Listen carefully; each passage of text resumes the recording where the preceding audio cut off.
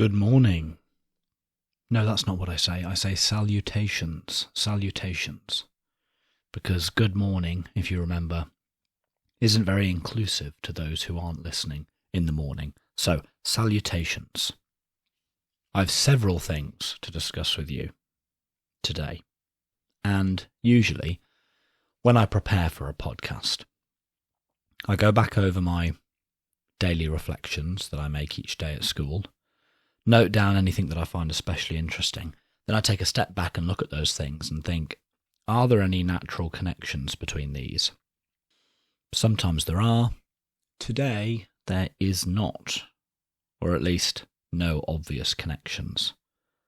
So I guess this episode's going to be a bit like a list of bullet points. But I think each thing is worth mentioning. So without further ado, the first thing I wanted to discuss today is teaching something versus exposing your students to it. Now, of course, if you teach something and they learn it, they have been exposed to it. But it's the same isn't true the other way around. So you could potentially expose your students to a question or an idea or a concept which is perhaps beyond them. You've no hope really of teaching them that idea on that day in that lesson. But was it still worth showing them it and exposing them to it? Now, this question has come up for me in particular recently because I teach a top set year 10. They're very capable mathematicians, and I've been pushing them really hard. I've been putting some really hard questions in the starters. Now, with hindsight, this was a bit of an issue because the starters would end up taking quite a long time. And I think some students were a bit fried by the end of the starter. So I have kind of reined it in a bit now. But my narrative with these really hard starters was that you may not understand all of it, and you may not be getting all the marks that are up for grabs with these questions, but it's good to be exposed to them. And it's better to see them and struggle with them now in year 10, so that in year 11 next year, when it's game time, these sorts of questions will seem a little less scary.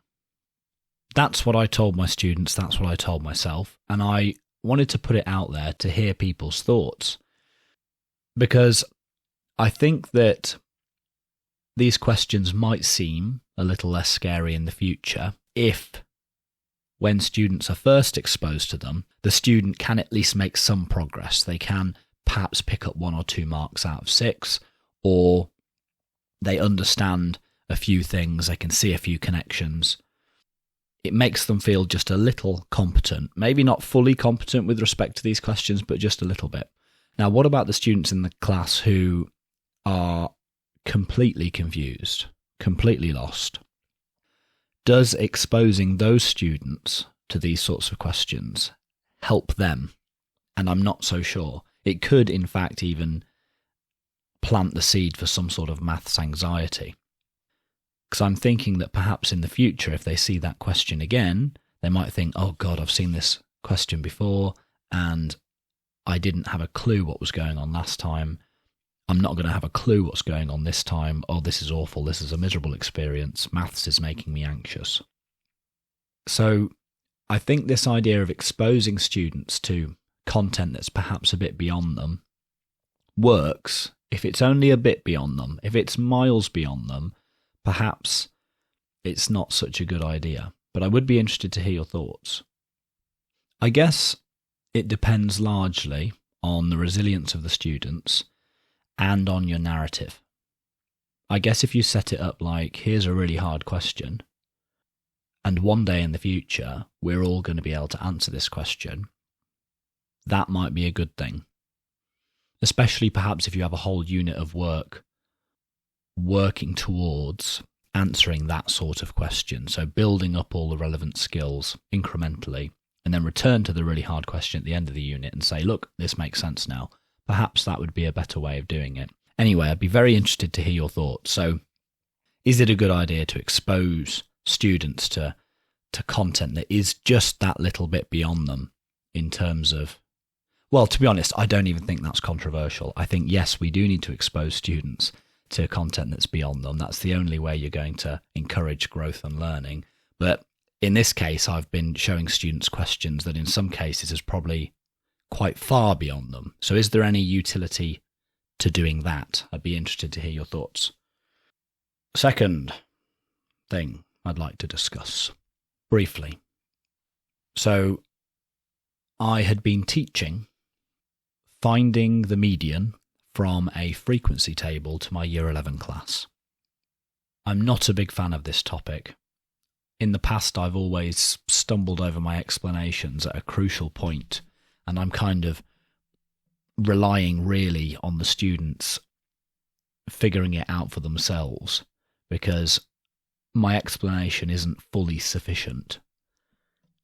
Perhaps that can be a good thing. It's good to encourage students to figure things out for themselves, but that should never be because I don't know how to explain it. It should be because I've deliberately left a hole, perhaps, for the students to fill with their own understanding. But with finding the median from a frequency table, yeah, I would always just struggle.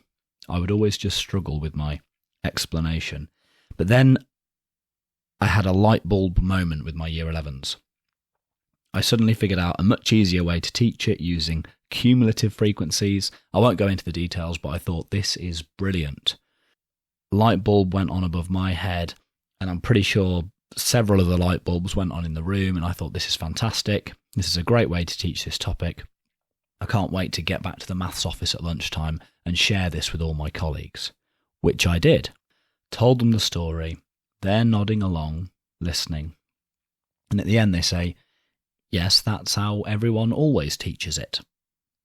Which burst my bubble a little. But they congratulated me for figuring it out on my own. But had I been having these conversations with my colleagues a little sooner, I probably could have saved myself some pain in those lessons.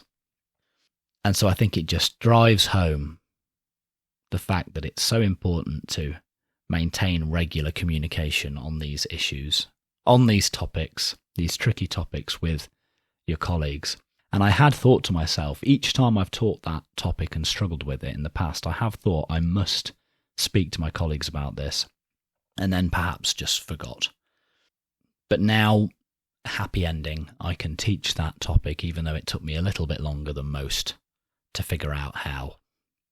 Now, from teaching and learning to behaviour management, an interesting question occurred to me this week, or at least a question occurred to me that I thought was interesting. I'd be interested to hear what you think. Why does waiting for silence work? And when I say work, I mean, why does waiting for silence usually result in the students being silent? Because really, the expectation in most of my classrooms is that you should be silent, unless I've invited you to talk to one another quietly about the work, or unless you're answering a question from me.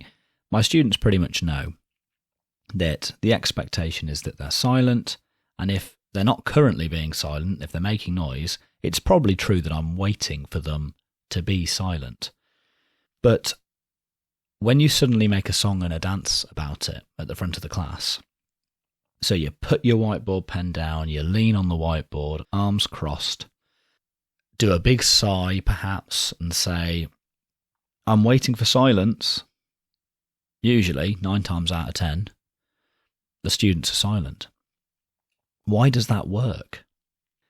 And I had to think about it, and I think there might be a couple of reasons. I think one is that most students are fairly agreeable. If they know you want something, they're going to do their best to give it to you. So, if you make it explicit that you're waiting for silence at the front, most students will, a lot of students anyway, will give you silence because it'd be awkward not to. It'd be awkward to have a teacher standing at the front of the class waiting for something that they're never going to get. That'd just be a bit awkward. So to avoid that social awkwardness, students just say, okay, yeah, I'll be silent. Let's give the teacher what he wants and what she wants. That's one reason. I think another reason might be that often If lots of people are talking in the class, including the teacher is often making the most noise, talking the loudest, because they're trying to be heard over the rest of the noise in the classroom. And if that's so, then students can almost make their own little bit of noise and get swallowed up in the rest. The amount of noise that the teacher is making is likely to cloak and disguise particular individuals who are making noise. And so they feel they're more likely to be able to get away with it. All the noise gets kind of swallowed up into one big sea of noise, and to some extent they have some anonymity. Whereas if the teacher becomes silent at the front, that takes a big chunk of that noise away, and it's far easier to identify individuals who are making noise. And if those individuals can be identified, they're more likely to be held accountable. They could get in trouble for making noise. So that's probably another reason, I think, that this strategy seems to work. Now, of course, there are some students who, even when you are waiting for silence at the front of the class, and every other student has become silent, some students will still make noise.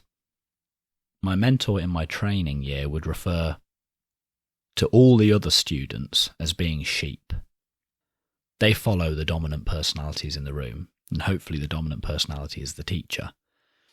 Yet every so often you get a student who isn't a sheep, who won't follow, who will do their own thing. They have a great desire to be autonomous, and they're the trickier students to win over. If you're waiting for those sorts of students to do something or to give you something, perhaps silence, you might be waiting a very long time. So I'd be interested to hear any strategies or techniques you might have for dealing with those students. I mean, in my limited experience, it seems to be that those are the students who you need a strong, positive relationship with. If you don't have that, little else will work. But are there any shortcuts that a newer teacher might employ to help either develop those relationships quickly, or at least in the short term, help manage the behaviour of those students who aren't sheep, those more domineering students? I'd be interested to hear your thoughts. Now, just last week, I felt that I completed perhaps a full narrative arc. So, during my training year, every so often, my tutor from university would come and observe me teach, a formal observation. And there was one very memorable observation where my tutor came and observed me teach a very tricky Year 7 class. I think I spoke about it at length in my first podcast, My PGCE. In fact, let me just see if I can find which episode it was. Yes, I found it. So it's the episode called Weeks 30 and 31, A Day in the Hub and Other Stories. Well, one of those other stories was entitled A Smelly Observation. So my tutor came and observed me with this tricky Year 7 class, and there was an awful smell in the room. Awful. I got there slightly before the observation. I thought that a student had been sick in there. I couldn't find the source of the smell, and so we had to proceed in a stinky classroom. My mentor, bless him, did his best. He went to go and find some spray to try and cloak the smell, and came back with a little bottle of perfume or something, sprayed it around, and it just congealed into this sickly, farty smell. And that, in fact, is what it turned out to be. It turned out to be a fart spray. I found out a week or so later, a student told me that a student had had a fart spray. There you go. That tells you something about that class. So it was a smelly observation, but a good one. It was okay. She spoke to me afterwards and told me that her main comment was that I should challenge certain behaviours a little bit more, which to this day I'm still working on, I must say. But anyway, that same tutor, just last week, so it would be coming up 2 years later, came and observed, again, not me, but my trainee. So this time I was the mentor in the room. Well, not really the mentor, but this was in my computer science lesson. And I've had a trainee in with me who has been gradually taking over the lessons, and she's been fantastic. And this same tutor from university was back in the lesson observing this trainee. So I felt like I've almost come full circle. And thankfully, there were no smelly smells in this lesson. It was very nice to see the tutor again. And yes, I feel like I've completed some sort of narrative arc. Which, as I spoke about a few episodes ago, you don't always get that sense of resolution in teaching. There's so much going on. You're doing so many things. When something comes full circle like that, it can really mean quite a lot. Like suddenly you remember that you are on a journey and that you've made some real progress. But in the hustle and bustle of teaching, it can be easy to lose sight of at times. Okay, now there's a few little stories I'd like to share with you.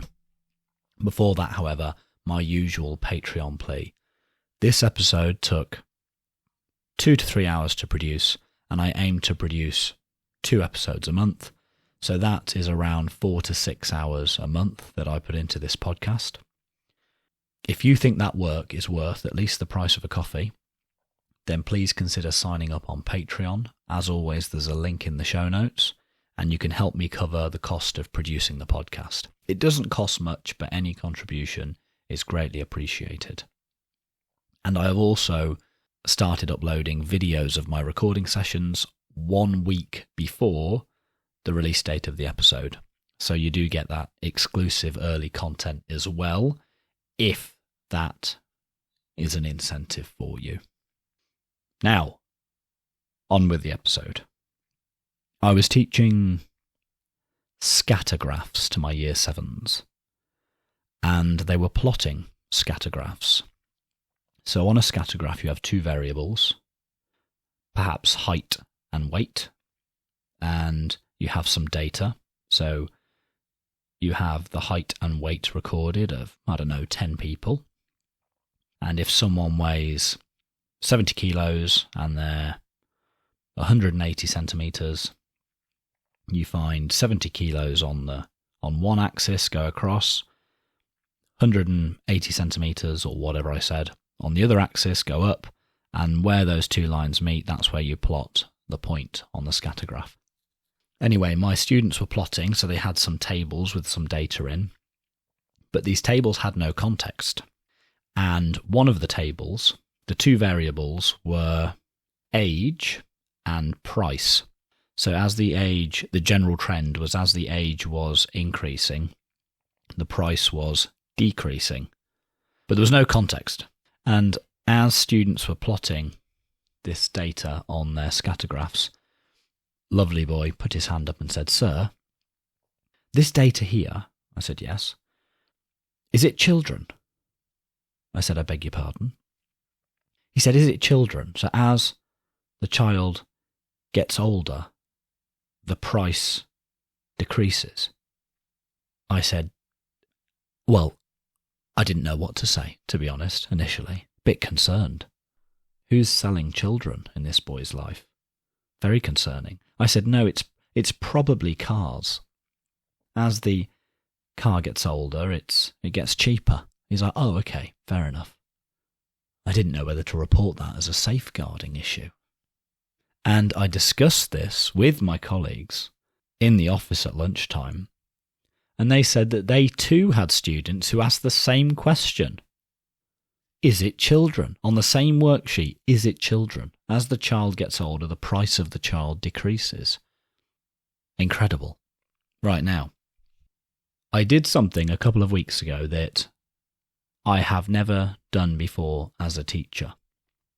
First of all, I found myself at lunchtime with nothing to do. This rarely ever happens, but I found myself at lunchtime with nothing to do. And on the few rare occasions that this has happened, I've probably just sat and nattered with colleagues or scrolled on my phone. Instead, on this occasion, however, I got up, left the office, went to the Year 9 social area and hung out with some Year 9 students. And they were practicing their model walks, as they described it, up and down the corridor. They were treating the corridor as a catwalk, and they were practicing their model walks. And they encouraged me to get involved. I made my involvement conditional on another student's involvement. I said, if so-and-so does it, I'll do it. And I knew that so-and-so would never do it, so I didn't have to do it in the end. But for about 15 minutes, I had such good fun with these students. And it was nice to be with them in a context where learning wasn't the only objective. These students were doing exactly what they wanted to do, just enjoying themselves, and I too enjoyed myself, and I hope to do that more often going forward, if I find the time. Okay, and finally this week, I've had 2 students in the past week come up to me and say, "Sir, can I show you something on my phone?" Now, phones aren't really meant to be seen at my school, but if a student asks me this, I usually say, yes, go on, what is it? They get their phone out, they go into Spotify, they click on their Spotify Wrapped. So this is where Spotify collects and compiles all the stuff that you've been listening to this year into a little presentation for you. It's really nice, actually. I do enjoy Spotify Wrapped. And they said, "Sir, look." And lo and behold, the Mr. Brown podcast featured on their Spotify Wrapped as their most listened to podcast. One student was in the top 4% of listeners. And she was very proud. And I was very happy. I was worried at first when students discovered the podcast, but it's turned out on the whole to be a very positive thing. And I am very happy that some of my students listen to the podcast. So the same student who showed me his Spotify Wrapped told me just a few weeks ago that he enjoys listening because it helps him understand how teachers feel. And you wouldn't have thought that students are particularly interested in how teachers feel, or at least you might sometimes forget it. But these are little people who we're trying to teach. We are people too, and people crave personal connections. So I think it's lovely that students are listening to and enjoying the podcast. That's all I have to say today, and I'll catch up with you again in a couple of weeks' time, and that'll bring us almost to the end of 2023. Bye for now.